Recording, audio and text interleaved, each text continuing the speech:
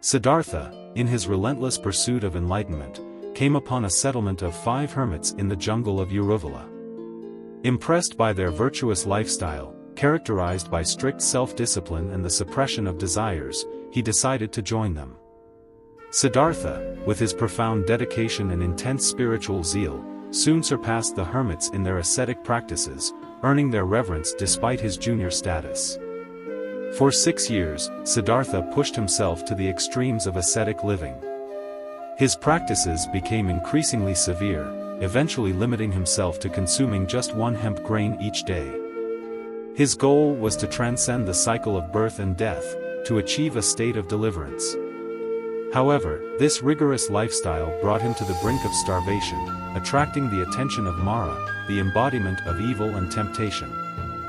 Mara approached Siddhartha, warning him of the impending death due to his extreme fasts and questioned the utility of his exertions. Siddhartha, steadfast in his resolve, rebuked Mara, asserting that he would rather face death in his quest than live a life of defeat and surrender. Undeterred by Mara's words, he continued on his path. As Siddhartha's body withered like a dried branch, his reputation for holiness spread far and wide.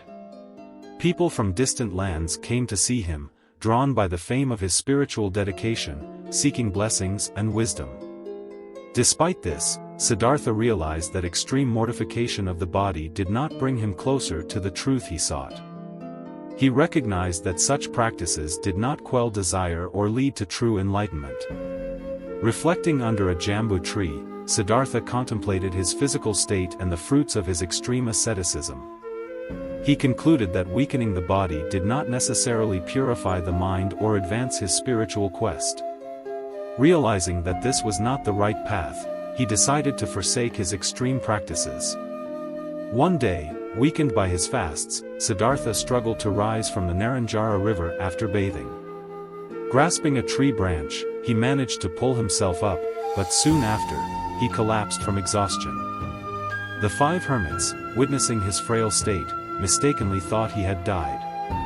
However, at that critical moment, Nanda, the daughter of a nearby chief herdsman, happened upon Siddhartha. Recognizing him, she offered him rice milk, which he accepted. This act of nourishment revitalized his body and cleared his mind. Following this incident, Siddhartha began to consume food regularly again. His disciples, observing this change, grew suspicious and doubtful of his spiritual commitment. They believed that Siddhartha had abandoned his quest for enlightenment and lost his religious fervor. Feeling disappointed and betrayed, they decided to leave him. Siddhartha, observing his disciples' departure, felt a pang of sorrow for their lack of faith in his path. However, he understood that his journey was his own and that he must continue alone. Suppressing his grief, Siddhartha moved forward, determined to find the true path to enlightenment. Alone, Siddhartha continued his quest, seeking a balance between the extremes of self-indulgence and self-mortification. He explored various practices and philosophies, gradually developing insights into the nature of suffering and the path to its cessation. His experiences during these solitary wanderings laid the groundwork for the profound teachings he would later impart. In his solitude, Siddhartha delved deeper into meditation, seeking to understand the root causes of suffering. He contemplated the interconnectedness of all life and the impermanence of worldly phenomena. Through his introspection, Siddhartha came to realize the importance of mindfulness and the middle way, a path of moderation away from the extremes. As days turned into weeks and weeks into months, Siddhartha's understanding grew. He encountered various sages and teachers, engaging in discussions and debates, further refining his thoughts and beliefs. He observed the world around him, learning from nature and the people he met. Each experience brought him closer to a deeper understanding of the truth.